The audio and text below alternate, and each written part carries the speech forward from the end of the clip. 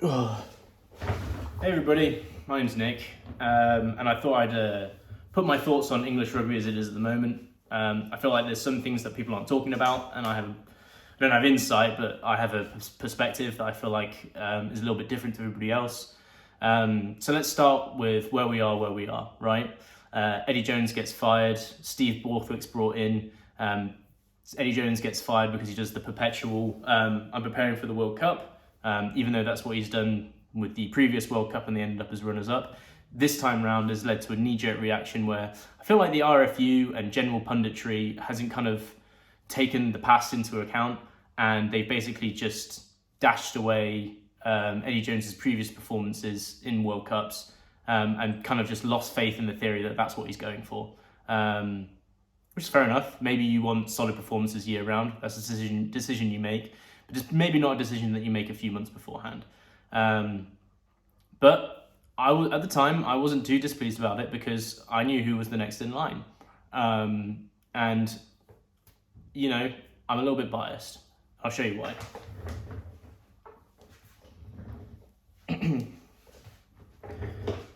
I'm a dirty Tigers fan.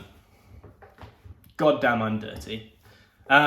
Steve Borthwick was going to be the next person to come in and replace him, and I was overjoyed about it. I think Steve Borthwick did an incredible job with Leicester. Within 1 year, he turned them into a winning rugby franchise. We got pulled from the pits of mediocrity of all the other clubs, and we were back to winning ways. We were playing a style of rugby that was Leicester style: strong defence, strong pack, have a fly half that makes good decisions during the game, kicks for territory, and relies on the opposition to kind of run into a brick wall of our defence. I mean, hell, we even had a 25-stone winger, which is bringing me back to the days of Alassana Tuolangi in the form of Ndolo. Man, that was great. It was a blast from the past. Anyway, I was super happy about it. I think Borthwick is an incredible coach, not just in his tactics, but also with his kind of his rhetoric within the media. He always bounces the focus off the players, takes blame himself, takes accountability, talks about accountability for the whole team. Really good stuff. So I was pretty happy about it. But yeah, maybe getting rid of Eddie wasn't the best idea. Another reason why I think that is that I think that Steve has done very well at the club level, but now he's at the international level, and I think things are very different. And I think this really shown in the first game with England-Scotland. So game situation, we've got 15-20 minutes left of the game. What does Steve decide he's going to do? Some sort of tactics must have been installed inside of the team that they're basically, they're just going to keep kicking to the opposition, happy to give possession away, and just trusting the defence and the opposition to make mistakes. That works at club level. Usually what happens is you've got someone that isn't an international in that back line, either like a winger or a fullback or something. Someone makes a bad decision, panics because they're from behind, and basically ends up turning the ball over within their own 22, and you get a scrum or a line out or a penalty to keep the scoreboard ticking over. And when you have a team like Leicester that's very strong defensively, and you've got a fullback like Freddie Stewart that can basically, if they do decide to kick back to you, you can always just come back at them. It's a really good tactic. It doesn't work at international level. International level, Scotland, you've got Van der Merwe and you've got Stuart Hogg in that back line, right? They love running the ball, and they're not afraid to run from their own 22 as well. So they're going to pick apart any part of the defence that is available to them, and that's how you ended up basically losing that game. You have Scotland scoring a try in the last few minutes, and we ran out of time. So I think Steve has maybe learned that lesson, and there's probably a lot of other lessons that I'm not seeing because, you know, ain't a professional rugby player, ain't a professional rugby coach. It's just something that I noticed. So yeah, that's that situation. I think he's maybe he's not bitten off more than he can chew, but it's more of a situation that he's kind of learning on the job a little bit more than he probably thought he was going to have to. So that's that. Also, I have another theory as well in terms of like what Steve's doing with the team. So if you give me a second, I've got another hat that's a bit more appropriate.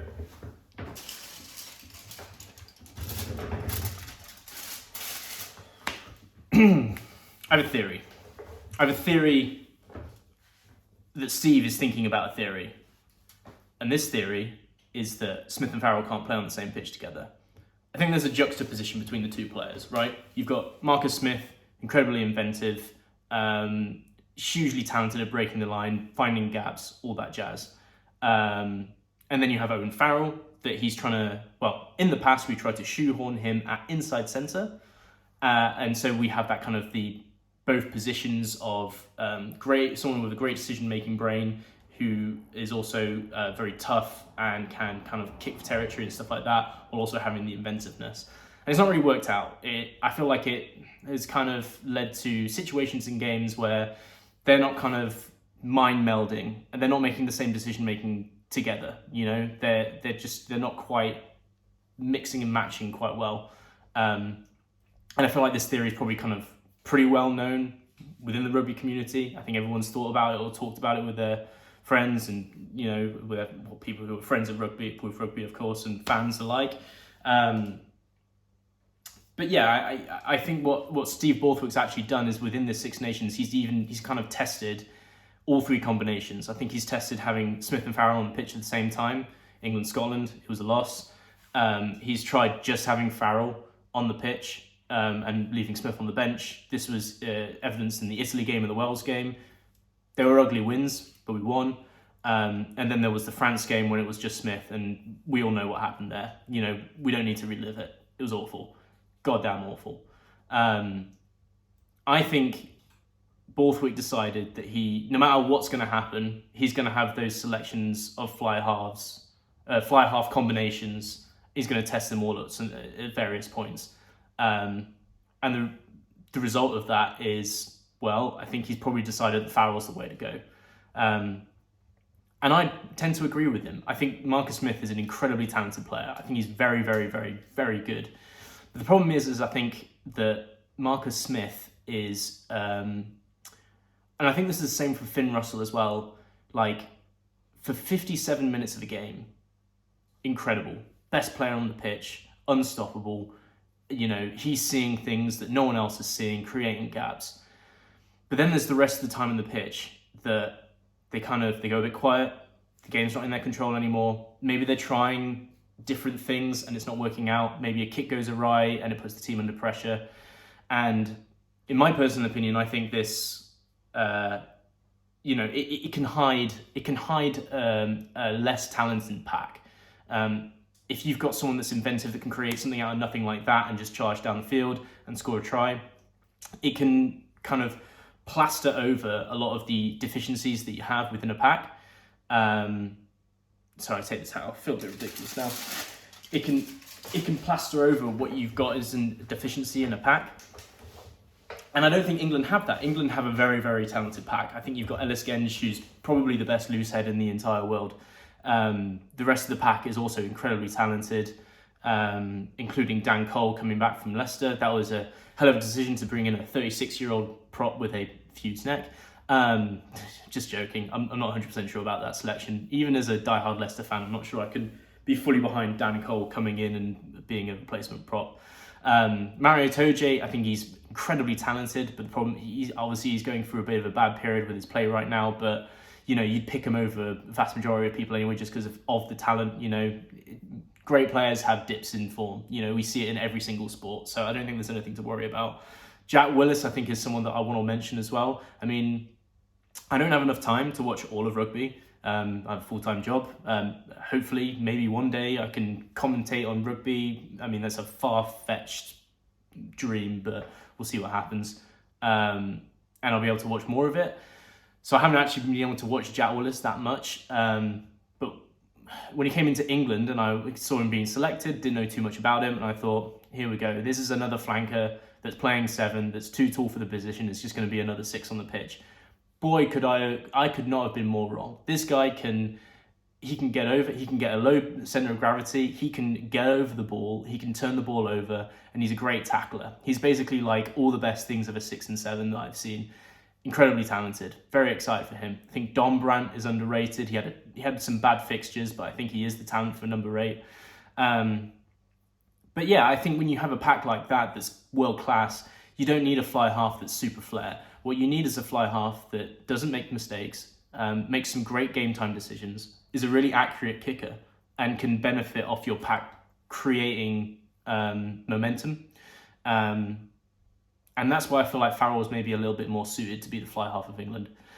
Of course, time will tell, and there's very little time to tell. We've got the World Cup coming round. We've got two fixtures coming up in the summer as warm-up fixtures, so we'll see what Borthwick does in terms of selection there. There is a third option I'd like to explore as well, and as a Leicester fan that saw this guy tear it up, if I was the captain, there's one other person I think I'd like to select, and I think that's probably George Ford. Now, I know he's been injured quite a lot recently, and I think that's maybe why he didn't get inside of the selection pool. Probably got told, play some games for Sale, get yourself back up to full fitness, and maybe you'll be considered in the future. But George Ford, in my mind, is really kind of the perfect mix of Owen Farrell and Marcus Smith. He's better at going forward with the ball than Owen Farrell is, not as good as Smith.